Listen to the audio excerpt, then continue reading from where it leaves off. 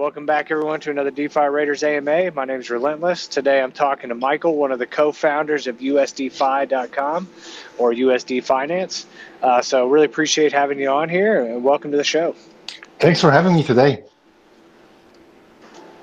Yeah, absolutely. Looking forward to diving into some of this. I've been seeing tons of projects launch over time that are like, we're going to be the one-stop shop, and there's some that that look good or look promising, but kind of under-deliver per se. So they started digging through USDFI after Sunfire kind of sent me your way. I had heard of you before, but then I started really looking in and got pretty excited about what you guys are building. So with that, do you want to go ahead and kind of give an introduction of yourself and then a little bit of your background and then really just a high-level overview of USDFI? Yeah, of course. So I am Michael. I am one of the founders of USDFI. My background is I've spent about over 2 decades in TradFi. So half of my career I spent on what is called the sell side. That's working with the banks on financial products. So I was structuring products with the biggest banks in Switzerland, names like Credit Suisse and UBS. And eventually I turned out to be the head of investments and products at HSBC. And then about 10 to 12 years ago, I switched over to what is called the buy side. So I worked for a hedge fund and was there the chief investment officer for a fund working for the biggest independent Swiss asset manager before I spun out and set up my prop shop, market making shop. Prop shop is just a fancy name for having a proprietary or a company which trades its own capital in cryptocurrency. And we specialized on a specific topic, and that was on a specific niche, and that was just providing markets for stable coins. So we're only doing stable coins. And about a year and a half ago, we started to sort of dip our toes into DeFi and then come up with the idea of actually coding and designing a universal, what we call a universal banking protocol. What is a universal banking protocol, or universal DeFi banking protocol to be more specific? That's a protocol which includes all core verticals of DeFi, the core verticals being liquidity, lending, and stablecoins, into a single protocol in a symbiotic way. So that's USDFI in a nutshell. Yeah, very cool. Great rundown. And definitely, when I hear your background, right, and, the conversations that are happening across the space of how do we bring TradFi money and bring institutional money, it's builders like yourself that have that experience in both TradFi and then tons of experience in DeFi that we really need to kind of be building some of these products. So definitely, between you and your team, from the background that you can read on theirs, is the exact experience that we really need right now. So, all right, very cool. So, okay, so let's kind of get into USDFI then. All right, so what are the current problems, right, that you're seeing, that you've seen in DeFi, especially in the stablecoin space, and just in general, that made you guys realize, hey, we should build this? Well, I think one of the main problems in DeFi is that DeFi today is a very fragmented network of siloed or semi-siloed services, which basically means you want to have a specific DeFi service that can be swapping, for example, or trading, then you go to protocol A. Then you want to stake or earn some yield or do some yield farming, you go to protocol B. Then you want to sort of do aggregation and the likes, you go to protocol C. So you spend a lot of time and effort analyzing protocols, chasing down opportunities, spending money on gas. You spend a lot of time with risk analysis. You constantly have to learn about new protocols. Is it risky? Who's done the audit? Who's behind the protocol, and so on. And all in all, that's a very cumbersome process you have when engaging in DeFi. And that's sort of where we see the problem. And the solution would be sort of offering a seamless integration of all core DeFi services in an integrated, what we call an integrated financial services DeFi super DApp, right? That would be the solution to this. And why would we do this? Because it solves for all the problems. So you can save money, you can make money, and you can also share success. Because I mean, DeFi is always very community driven, and that's sort of our core USPs here at this point with USDFI. Yeah, awesome. Yeah, I agree. Right, being able to do everything in one place, in a simple, easy to use, trusted place is something that a lot of people are looking for. And so, I mean, we'll talk a little bit later about your roadmap and what else you guys are trying to build, which is pretty crazy long term, honestly, when I'm really looking through it. But so first, let's get into like the big piece here, right? So let's talk USDFI. Let's talk your stablecoin, right? So if you want to talk a little bit about kind of the design and the mechanics of it. Yeah, of course, I can give you a brief introduction. So the USDFI stablecoin, there's a difference between USDFI, the protocol, right? And then there's USDFI, the stablecoins, just for the audience to understand. So USDFI, the stablecoin, has a novel design, which is sort of a 0 to 1 moment in DeFi. There's no comparable design at this point. And how the design basically works, the protocol is backing the stablecoin with cash flows and liquidity, which means if you go to USDFi.com, you can buy or especially you can mint one USDFi. That money you use to mint one USDFi, that dollar, that goes into protocol-owned liquidity. And the great advantage about having all core services in a single protocol is that we can also deploy that protocol-owned liquidity into our AMMs, where we can generate fees based for the protocol-owned liquidity, which you can also call some sort of treasury. And the treasury makes money and profit.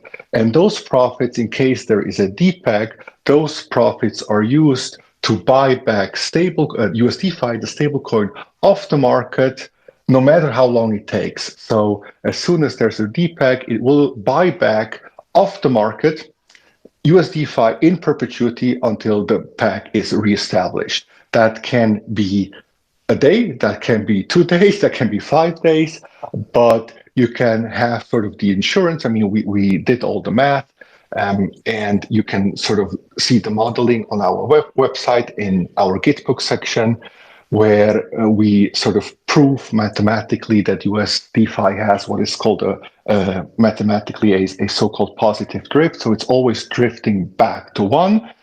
The question is only how long it takes. And you can sort of imagine a scenario specifically if there's a DPEG, let's say the USDFi drops to 0.95, then the protocol automatically kicks in. So this is happening all on contract level. There's no need sort of for a manual type of intervention. When this happens, this automatically kicks in on contract level and the buyback starts. And buyback simply means why is the price at 0.95? Because of demand and supply, right? If the price drops below 1, there's too much supply. So the demand is generated by the protocol, which buys back USDFi off the market. And then in combination with the market participants, the game theory kind of kicks in where people see, okay, this is going back from 95 to 96 slowly.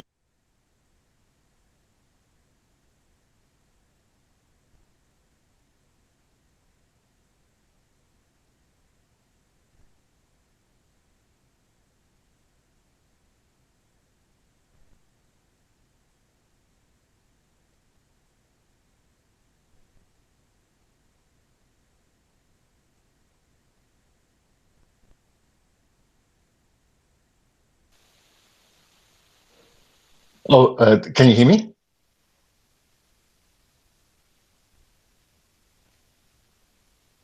Yep, Hello, there you go. hello, I hello. thought Twitter was rugging. Okay, Thought Twitter sorry, was rugging me. sorry, I dropped out. I think it was me. Where did it cut off? You were talking, basically, you were talking about how when it drifts, I think what you were about to get to is you're talking about how as it builds back up in price each time. I think you were getting kind of towards like the user confidence and price stability thing.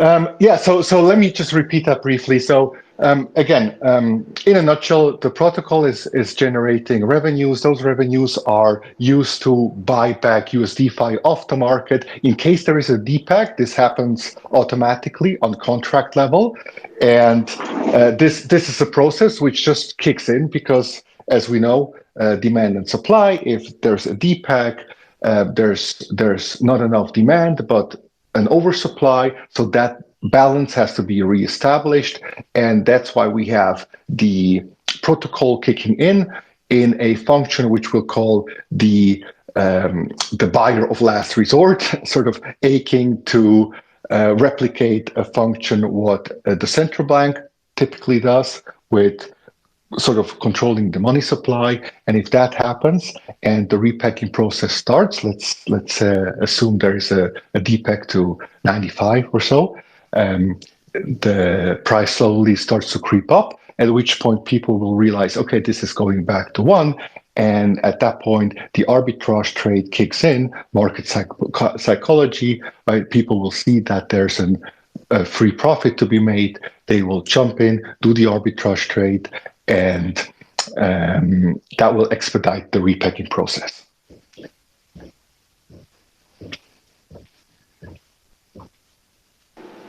Yeah, very cool.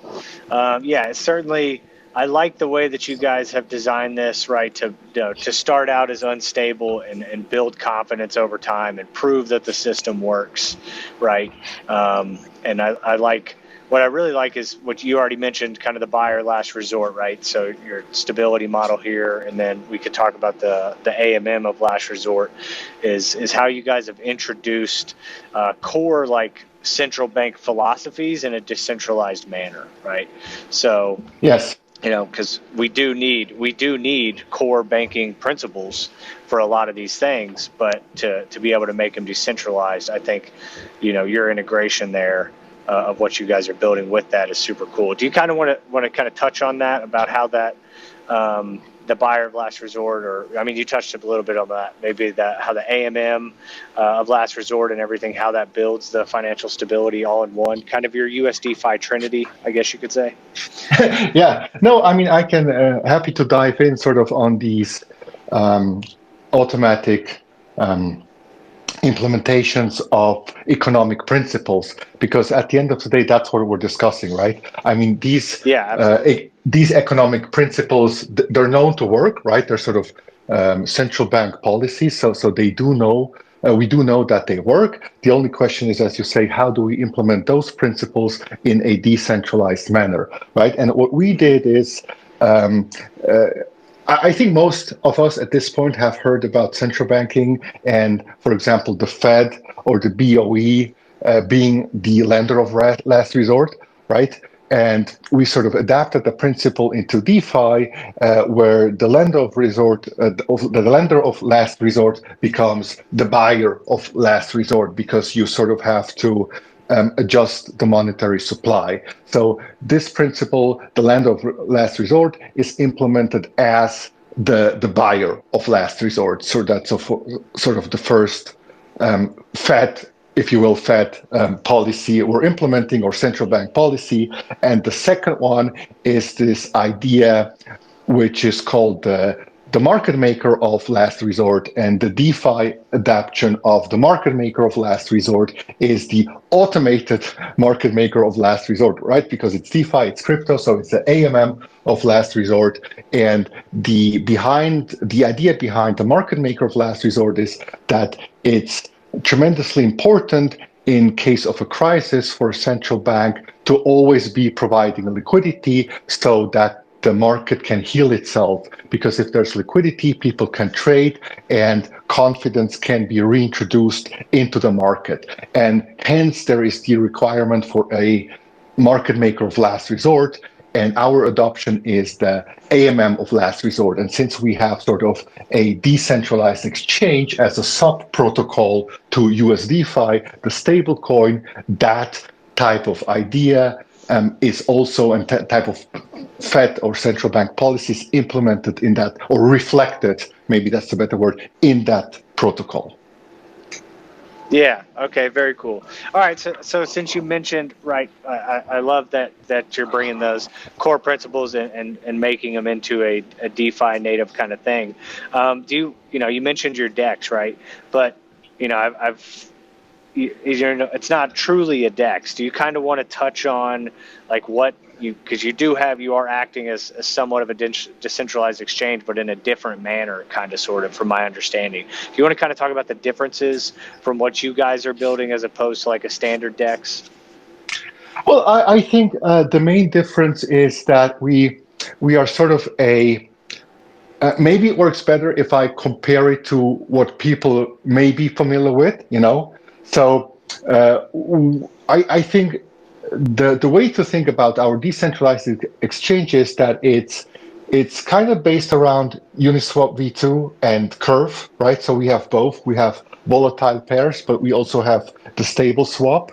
And then in them sort of from a mental model you can apply to it, it's also kind of comparable to Solidly, but it's not a Solidly fork at all. The whole code base we've built, it's a custom tech stack, so it's not a Solidly fork at all. But the way to think about it is we have sort of the Curve governance VE type of model, but with that Solidly twist. That Solidly, what I call the Solidly twist, and that Solidly twist is that we sort of give the fees to the voters, and the LP providers, the liquidity providers, they're getting the emissions. That is what I call the Solidly twist. Okay, yeah, and people love that. They love being able to vote and earn on their positions. That's one thing that's solidly presented that everybody has really adopted. So. Yeah, and I think what is also important to understand that this model also allows for the introduction of bribes, right? So also our voters can be bribed, and I think that what makes Solidly so successful, because the bribes you can earn when participating in governance outpace the fees you can earn by a large factor. We have like the data of the Solidly forks now. We can look at it. Velodrome's been up and running for over a year at this point, other protocols for about half the time. And typically, like, the relationship between fees earned and bribes earned can be anywhere from, depending on the pool, right? But let's say like the top 5 pools you have, or the top 10 pools you have, it can, like, the bribes can outpace the fees by a factor of 5 or 10 or even sometimes 20 to 1, right? So on each dollar you're earning, you can get up to $20 of bribes at times, which is very compelling to the users of that protocol. Yeah, 100% agree. 100% agree. So yeah, I mean, great. You guys have taken a lot of the best aspects of different things and incorporated them here, and it's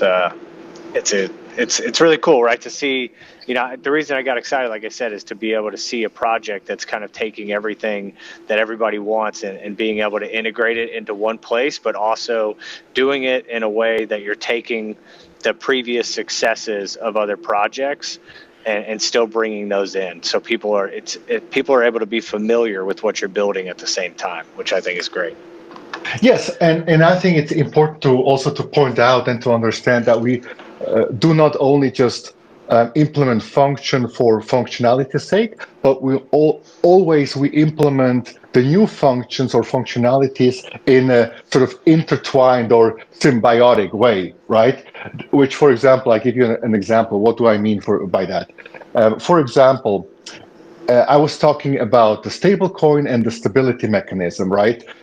On at first, and then now we were discussing bribing and the decentralized exchange and voting and governance. And now with USDFi, where's the symbiosis in this? So the way it works is we have USDFi, the stablecoin, and that stablecoin always has a true dollar of value in the governance or in the VE system. What does that mean? So think of it like, imagine Curve and CRV is a stable coin, right? It's worth $1. Now, the moment it depegs, right? Let's say Curve or CRV is supposed to be $1, but imagine a scenario where CRV drops to 90 cents on the dollar. However, within the protocol, it still gives you $1 of voting power and $1 of fees and $1 of emissions, which basically means that you can buy CRV for cheaper and it gives you an ROI boost. So your returns are higher because you have not paid $1 for $1 of returns. And if people, that also generates permanent buy pressure on USDFi because people will be buying USDFi as soon as it drops below the dollar because the actual returns per dollar equal $1 they're getting in the governance and bribing system. Yeah, very cool. I don't think we discussed this previously, but it's No, sort we of didn't. yeah. So Yeah. this is also a stability mechanism. I think it's always important, especially for a decentralized stablecoin, to have multiple stability mechanisms, not only rely on a single given stability mechanism. Yeah, completely agreed. Yeah, we didn't cover that in our last call. I know we had some connection issues in that call too, but yeah, we definitely didn't get to that. So as you were talking, I was kind of playing it over in my head, and it's yeah, awesome. All right, very cool. So, and then kind of the next thing that I know you guys are kind of launching with initially, right? You've got the DEX, you've got the stable coin, you're launching a money market. Is it just basically a traditional money market that's basically like Aave and Compound, or have you guys done anything different, anything unique with the way that you're going to set up the money market? Yes and no. Yes and no. We're always trying to be true to our symbiosis principle, right? So, but think of it as being in a nutshell like Aave. But what we also do have, we do have what is called a Rainmaker program. So people who are, for example, protocols or projects who are providing their tokens to the money markets, they have the option, or anyone basically has the option also to engage in some sort of bribing. Bribing and Rainmaker is kind of like the same thing at the end of the day. And so let's say if Project A participates in the money markets and provides their token to the money markets, they can incentivize borrowing by offering their tokens or some sort of additional yield so that people borrow their token and increase liquidity on the money markets. Very cool. I can't think of any. I've talked to quite a few of them too. I can't think of any money markets that have offered anything like that as extra incentive, at least not long term. If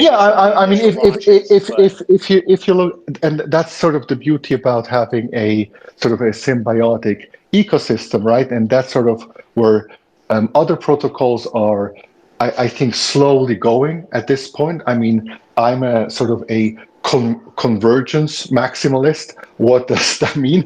I truly believe that at one point, every protocol has to converge into offering several DeFi primitives aiming to be some sort of universal protocol driven by a currency or some sort of stable coin. And if you look at the example for Aave, you mentioned Aave, that's a great example. If you look at Aave, for example, they have to offer their own token in order to incentivize that people bring stable coins into the protocol, such as USDC and Tether, so that they have stable coins to lend out. right? There's incentivization required. And then they realized, hey, this makes no sense because we're not earning any kind of fees on the senior rush. We can we can capture that type of vertical. And now they are, I think they're launching that stablecoin, their own stablecoin Go very soon, exactly in order sort of to provide additional utility to their own protocol. Yeah. Yeah. Yeah, absolutely makes sense. Yeah. And the same thing is sort of the same or similar thing applies to Curve. As a Curve protocol, we all know that Curve is launching their Curve USD very soon. And then the idea is sort of very similar, where they say, hey, listen, we have all this liquidity, but the liquidity, we can't sort of take any sort of advantage of that liquidity we have right now without having our own stablecoin at hand, because we cannot scale and leverage with just liquidity.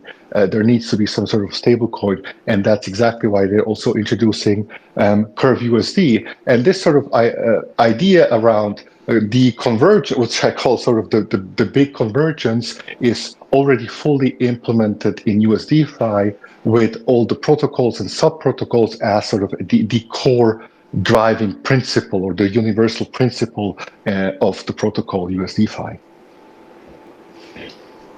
Yeah, yeah, very interesting. Yeah, very cool. I think it's awesome to see money markets advancing as well, right? Just past your, it was what you saw for a while there was which money market can I get the best APY off of, right? But eventually that's going to dry up for the exact reasons that you said. So, seeing that kind of progress and seeing you guys, launch it initially is cool. It's always cool to watch the growth in DeFi in sectors that didn't you wouldn't have thought would have different ways to grow necessarily. So, all right. Okay, so let's kind of get into some of the other stuff specifically with you guys. You want to kind of cover the tokenomics of what you guys are building. I know, initially you guys are launching with 1 million tokens. You got 89% of it covered by, controlled by the DAO initially with kind of like your vesting periods. Do you kind of want to talk through the tokenomics and then also talk through how the governance is going to work with respect to the tokenomics?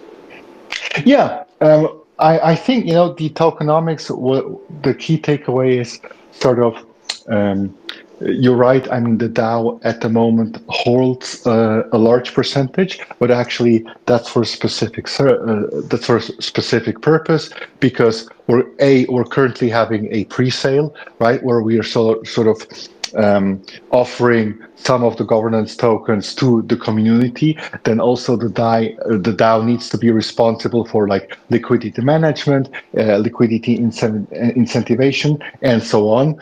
And then from there, the tokenomics are very conservative. So the token inflation per year is only 7% a year in the first year, and that's gradually decreasing, I think, over the next 27 years to 2%, and it hits 2% inflation a year by the year, I think it's 2059, and then it's 2% inflation a year into perpetuity from there.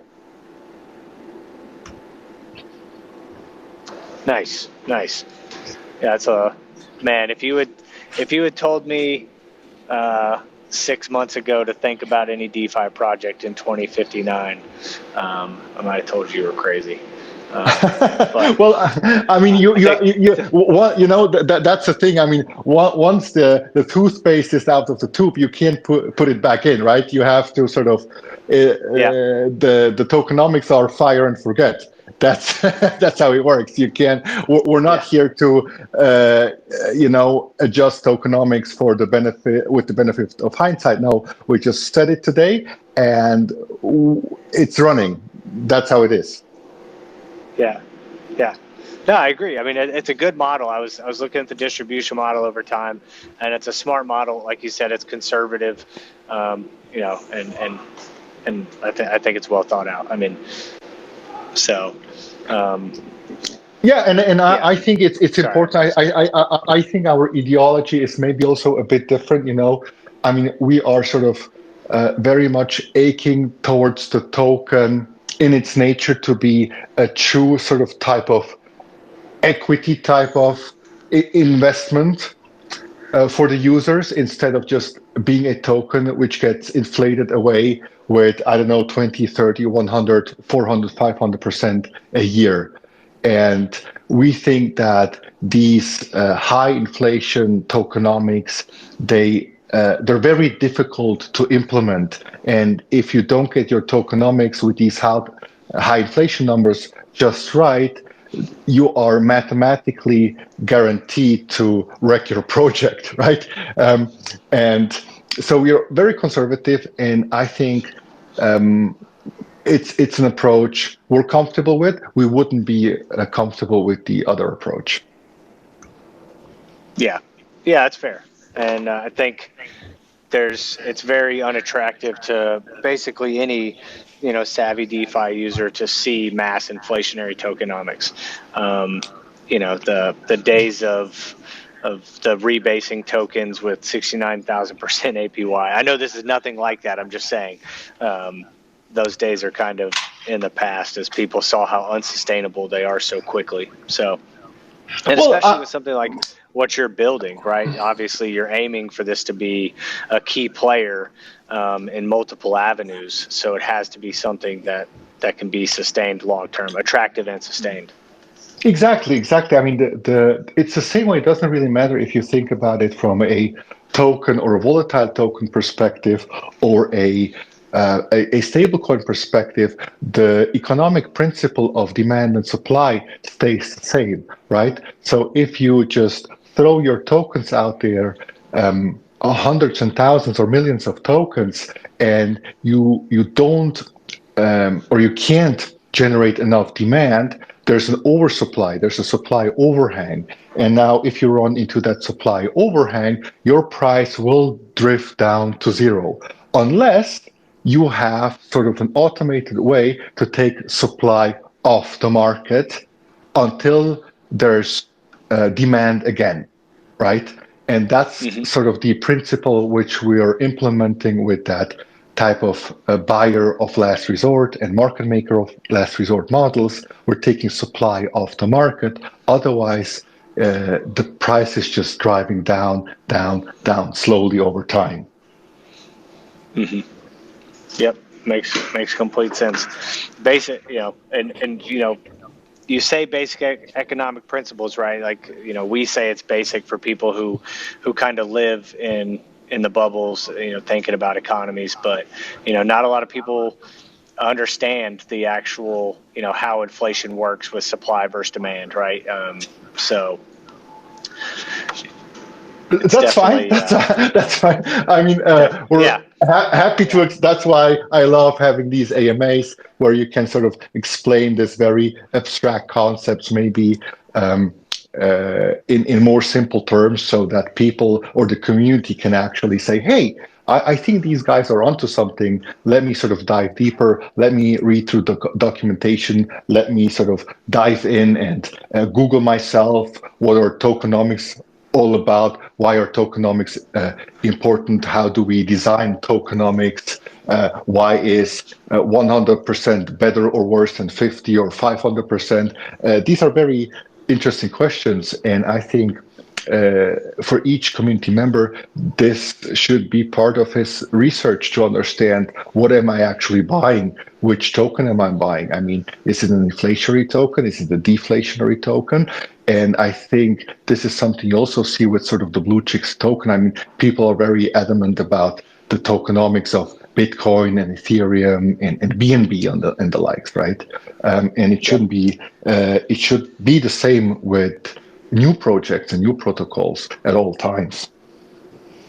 Yep, absolutely agree. All right, so kind of keeping in line with tokenomics, reading through your docs, you guys have put a twist on basically everything you've built, right? Something unique. So what I'm interested in, is kind of what have you guys done differently for your VE tokenomics, right? You've introduced the voting and the bribes, but what have you guys done different with VE tokenomics?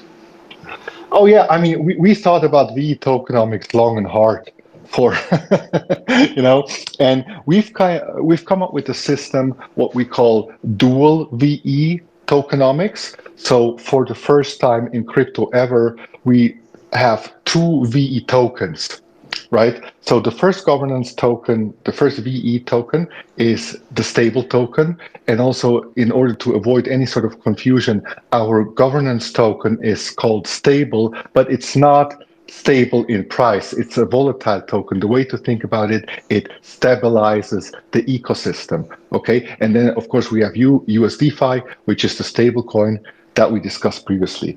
Okay, and the way our VE tokenomics work, or more specifically our dual VE tokenomics, is that you can lock up VE the way you VE stable, the way you also would lock up VE curve, right, on curve. But then there's also VE USDFI. You can also lock up in the governance system, and the way it works, you can also, I mean, VE stable is always the reference value. So if you want to achieve, let's say, VE stable trades for $100, in order to gain the same amount of voting rights, you have to buy at that point $100 worth of USDFI and then lock them into the contract to have sort of the same amount of governance voting weight as VE stable. Does that make sense so far? Yes. Yeah. Okay. And now to sort of to the core question, yeah, but what's the point? Why would you require two and not one? And the way that VE tokenomics work is typically what is known at this point is there's white papers around this and good information available on the internet that VE tokenomics in its core are a zero-sum game. And as long, from a game theoretical, sort of from a mathematical perspective, right? And the way VE tokenomics work, or VE typically works, is that as long as it's a zero-sum game, you can't really have an equilibrium in a zero-sum game. And that's a problem, because if you don't have an equilibrium, you don't have a balanced governance, because at any given point in time, one man's loss is another user's gain or another man's gain, right? So you can only, in other words, you can only win if another person loses. So there's no equilibrium you can achieve, and that's a big problem. And by introducing VE USDFI, you actually you break sort of that vicious that zero sum game, and you actually introduce a zero sum a non-zero sum game.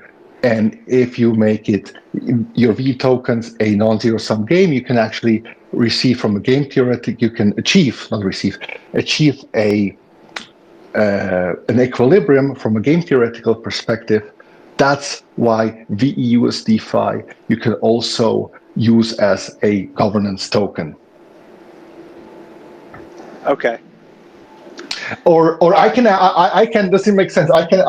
Let me try to rephrase give that. An example. Yes, I give you an. Yeah. Yes, I give an example. So the way zero sum games work, think of like playing a round of poker, right? You're at the poker table and you're playing poker, and you have. It doesn't matter if you have 10 chips on the table, or 100 or a million, but you're not creating any sort of, there's no equilibrium possible because you're always moving chips around, right? If you lose one round and then you move the chips to the other user and you play another round of poker, and then the chips get moved again. So there's no actually value created except entertainment value, okay?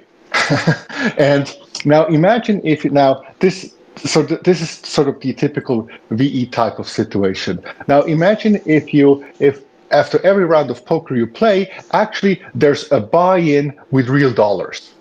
Okay, so you play a round of poker with your chips, but then after each round, someone steps in, a new user, and says, "Hey, I'm adding a dollar bill, like true real money," and that gets added to the pot. Now, all of a sudden, after each round, you have more dollars mixed with sort of your chips. Now, all of a sudden, your chips become more valuable because there's real money on hand now in the pot. And now people sort of can decide, yeah, okay, what's more valuable to me? Is it the dollar, or is it the chips, or is it the outlook that in perpetuity there will be always more dollars, real dollars added to the game, or to the poker game? So that's the way to look at it. Does it make sense? Yeah, that's a good example. Yeah, that's a really good example.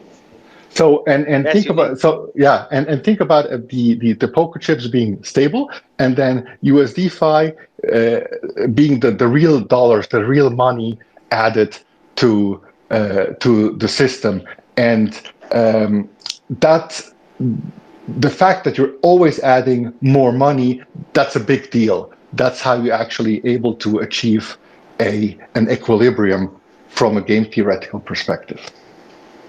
Yeah. Awesome example, especially for a guy like me who loves poker. So, yeah, I'm glad to hear that.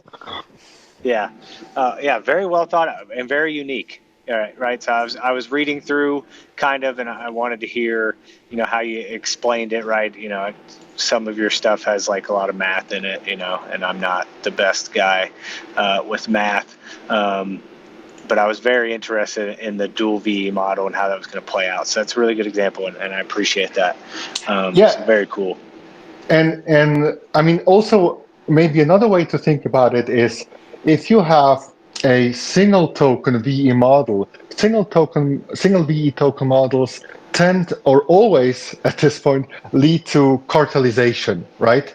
At one point you have a governance whale. I mean, think about Curve with Convex, right? Once the whale achieves majority votership in the protocol, just by pure function of math, it stays the whale forever, or that user or that whale stays the whale forever. And that's a known problem with VE type of tokenomics. Now, if you have two VE tokens, you can't really ever become a whale because you can always sort of break the sort of the majority of the whale holding simply by adding more capital, as we discussed previously, right, with the poker game type of example. And this is sort of capitalism in its purest form, right? You can always buy more voting weight with the use of more capital. So you can always break any type of cartel. In case there's a cartel developing, you can just always break it with more money.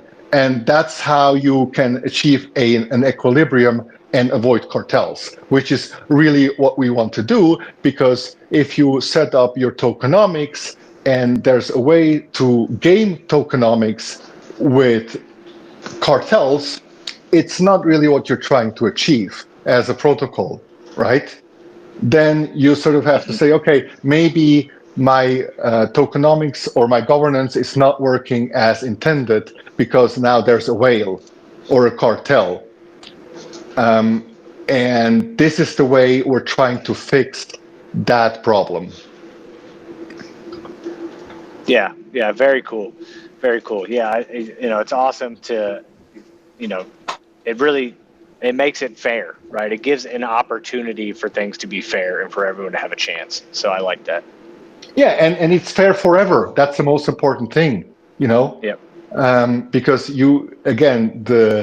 the real challenge with these sort of designs is they don't have to work for 4 or 5 years. They have to work for 40, 50, or 400. We don't know what's going to happen, but they have to basically work into perpetuity. And we've tried to learn from what we've seen and what we've experienced and what's available in DeFi today, and sort of bring new concepts to the table and new sort of 0 to 1 moments for DeFi with these type of models and designs and architectures. Yeah. Yeah, absolutely. Yeah, very cool.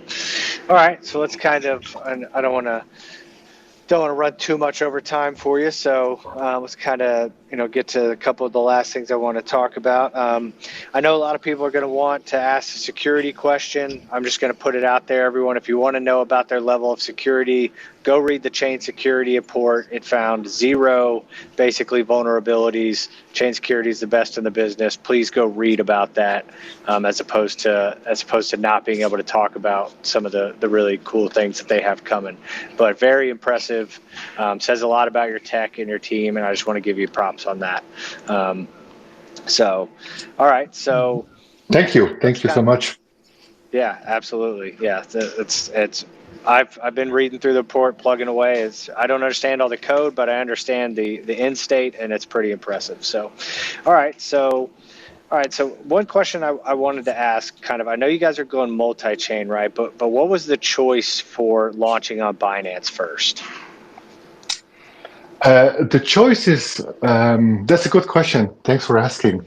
So I think when you have a protocol like USDFI, which is based around many sub protocols and contracts, I think it's very important to be conscious about the actual cost of deploying such let's say, such a large crypto economy, which is contract based.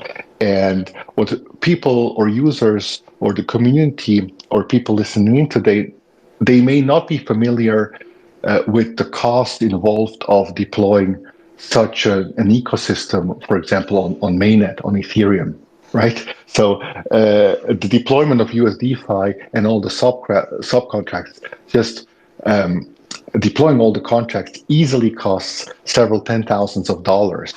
And if you don't, and these are recurring costs because all the gauges, they cost you more fees and more ETH on a regular basis, which means if you don't achieve 9-figure numbers in TVL, you're going broke as a protocol over time. And in order to sort of to mitigate that risk, we wanted to sort of start with Binance, where you have lots of activity, lots of users. I mean, many entrants into the DeFi space, they use Binance first. So you have this sort of the world's best fiat on-ramp system, which is Binance, sort of baked into the chain, which we think is a real advantage. And also, if you look at activity, number of users, number of new wallets, the BSC chain has some really good numbers. And we just wanted to start there and organically then deploy to other chains. Yeah, makes sense. I can't argue with the reasoning. And you're seeing it's good timing because you're really starting to see a growth of real DeFi on Binance. There used to be the old joke, B&B better not buy. And for good reasons, kind of what you're seeing with ZK Sync right now. Everything that's launching over there for the most part is a giant, is a rug or a scam, but you're really starting to see the growth of DeFi over there. So I think it's a good approach, and a good economic approach, right, to what you guys are trying to do as well. So. Yes, but that being said, I mean, as you said, the protocol itself is multi-chain native. So Binance is not the native chain for the protocol. So we will be deploying on more EVM chains in the next months to come. Yeah, very cool. Yeah, I saw Polygon on the roadmap and some other things. So definitely. Exactly. Yes. Yeah. Very cool. All right. So with the last few minutes, I know you guys kind of talk what you guys have going on. Sorry, I kind of stuttered through that there for a second. The pre-sale, how is the pre-sale going? I know you got a few days left, and then you're getting ready for launch. So how's everything going on that front? Yeah, I think we're super happy with the pre-sale, given we have a very dedicated, we have a smallish community, but it's a very dedicated community, and we've been able to raised over $600,000 so far in the pre-sale, and the pre-sale is ending this Sunday, so there's just a few more days to go. And we're expecting some more inflows, but at this point we're already super happy. And that being said, I mean the pre-sale is a liquidity bootstrapping event, right? So we're not like selling tokens and trying sort of to fill our bags. That's not what we're doing. We're just bootstrapping liquidity for the launch of the DEX, right? So the money coming in will be used for launch pools as soon as we deploy the contracts on the Binance Change, which will happen around the second week of May. Nice. Okay, so aside from the money that you raised with the bootstrap, based off, I'm positive based off reading the docs that you guys have done some modeling. What's kind of like your initial runway for what you're trying to do? You mean from a funding perspective? Yeah.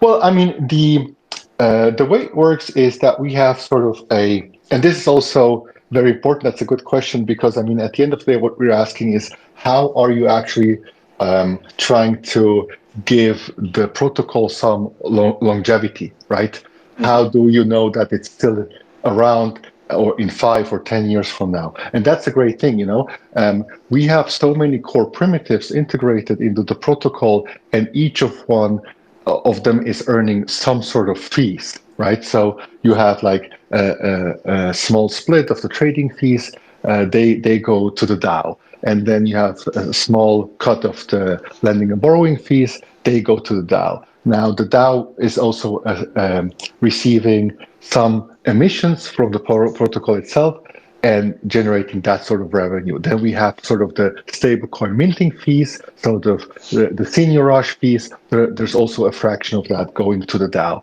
And all in all, it's as they say, right, the only free lunch you can get is diversification. And we've diversified revenues and cash flows for the DAO because you know how it works. Sometimes, there's a crazy amount of volume on in DeFi, and all of a sudden there's a crazy amount of borrowing and lending going on, and all of a sudden there's a big demand for stable coins. And no matter what it is, if it's like a big bear market or a big bull market or a flash type of situation, like a crazy weekend going on, as we've seen with USDC and the likes, there's always a way for the protocol to earn some fees. So you can have big cycles, small cycles, cycles in cycles, and that diversification actually allows the protocol to generate revenues for the DAO, and then the DAO, sort of the users, the community, decide then where to deploy that sort of capital, if it goes into R&D or deploying on new chains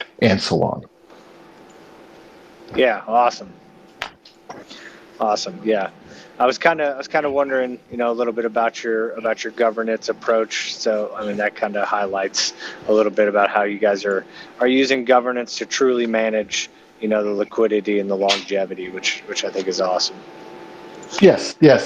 I think this is very important. How do you actually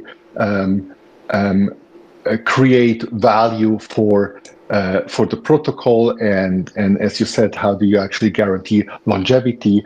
And the secret here, in my opinion, is what they typically refer to as real yield, right? If you only rely on selling your own token to the market, your own endogenous token, no matter what it is, then you run a pretty high risk of not being successful because you simply rely on your token going up in price forever, right? And that's typically not a very good strategy. So, but with USDFI, you're actually earning real yield. You're earning Bitcoin, you're earning Ethereum, you're earning whatever people trade in, and you're earning a fraction of that as a protocol, which is sort of the super big advantage because it's exogenous tokens, not native to the protocol, and that's super important to provide that sort of longevity the token buyer or holder would expect you to provide. Yep, completely agree. Yeah, I think the real yield narrative really took off, and then you've kind of seen the evolution outside of just like being paid out in USDC, but being paid out in tokens that are that people believe in for the long term, right? You referenced Bitcoin and Ethereum, and bringing that into the protocol itself, right? Giving back to the users, but also bringing that into the protocol to ensure protocol longevity is really intelligent.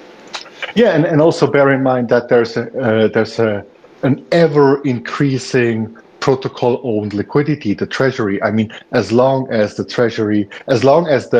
Binance chain is up and running, that can only go up in value over time. Because there will be always the opportunity to generate fees, even if trading or users don't engage that much with the platform. I mean, the actual volume is also coming from arbitrage trading and bot trading happening on the chain. So there will always be a situation where the protocol is earning fees and growing the treasury. And that's sort of the flywheel you really want to have in place from an economical point of view. Yeah, I saw that on your roadmap was the trading bots, and I assumed that that's what you guys were kind of using it for. So, and I mean, you've seen there's been tons of success with those. So, Yes. And also, I mean, on a side note, we've also we're launching soon, right? And we have set up sort of a landing page, but it's not a functional landing page. It's sort of a dummy page. You can read through the information, but you can't connect your MetaMask because there's no point in being able to do so at the moment, right? But you can read sort of the core principles, the core values of the protocol, what the DAO is trying to achieve. If you go on alpha.usdfi.com, there you can see sort of a landing page preview, which will go live the second week of May. yeah, I'm on it right now. That looks good. Nice. I was on the regular page, but I didn't. I didn't see the link for that. Yes, no. Yeah. There's no link there. But if you if you follow us on Twitter, we tweeted out the link I think a day or two ago for the community that we said, hey, here's the alpha preview. You could let us know what you think, and then people were able to browse and read the information on the new landing page. Yeah, I must have looked past that. I went through probably the last 45 days of your Twitter, just trying to get up to make sure I was covering everything. I must have looked past it, but that's all right. We can't, I'm not perfect. That's fine. Don't worry. Yeah. Thanks for putting it out there. I'm messing around on it now. It looks good. It's a good looking website. Thank you. So, yeah, absolutely. All right. Well, I guess my last question is, once the pre-sale is over, when are you guys expecting to launch? So currently, that's a good question. Thank you so much. Currently, we are planning to. We also do the sort of the zero epoch start. You may be familiar with. So we are deploying the contracts the first week of May, and according to the current schedule, the zero epoch starts on May 10. Okay. And then the first epoch number 1, where all the users can participate, add liquidity, start to earn fees and bribes, that starts May 17th. Okay. All right. I'll be paying attention. Looking forward to it. Excited for you guys as well. So thank you so much. Thank you. Yeah, absolutely. All right. Well, that kind of wraps up, pretty much the questions that I had. I really appreciate your time and everything. What I like to do is give you the floor to put out whatever final message you want to the audience and the community.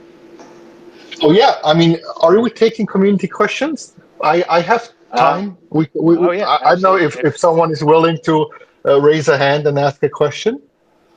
Yeah, absolutely. If anybody's out there, raise your hand. I'll bring you up if you got any questions. And then let me check in the server. Might be a quiet audience. No, that's okay. That's fine. In this case, I just want to. Here we go. We got Oh, one. there's a. Okay, great. All right, bringing him up.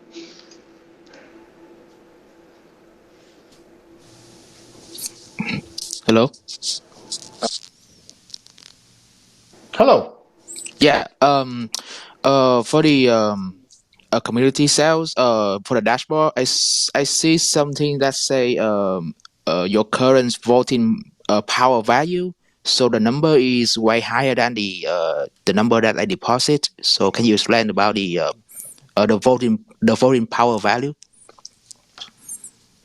Yes, the voting power value basically that's a number that's a theoretical number based on the protocol emissions and the emissions you have. The way to think about it is with my current voting power, how much of the protocol value am I able to control with my Okay. voting rights, right? Okay. That's the way to think about it. So that's in theory the amount of protocol value your voting power controls in case you lock up your tokens you bought in the pre-sale in our governance. Okay. And that's be the lockup time will be the maximum, right? Like for 1 year or 2 years, something. Our maximum is 4 years. 4 years. All right. Yes, exactly. All right. Thank you. But a great question. Thanks for pointing it out. Uh-huh. Yes.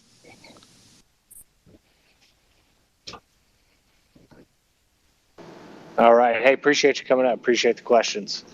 So, all right. Well, Michael, it's over to you. Whatever last message you want to put out. Well, I think at this point, I also want to thank our foundational launch partners for trusting us,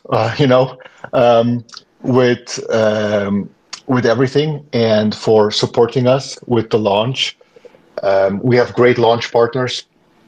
We have on board, we have some very great names we're actually very excited about. We have the likes of Anchor, Frax, Stader, Qidao, F-Bomb, CK Bob, just to name a few. So we're really excited to get things going and to kick things off with our launch partners on May 1st. And I also suggest you follow us on Twitter for updates, more integrations. And thank you for listening in today. Yeah, thanks so much. I really appreciate your time. Glad we were able to get this set up. It's really been a blast, and I'm excited to watch things progress for you guys. And good luck when you launch. Thank you, and let's do this after the launch. Let's do this again. Let's do a review. Absolutely. Yeah, We'll stay in touch for sure. Look forward to getting you back on here. appreciate it. Thank you so much. Yeah, absolutely. Have a good night. Bye-bye. Thank you so much. Bye. All right, everyone. Thanks so much for tuning in. It's been awesome. Couldn't do this without you. We really appreciate your time and support.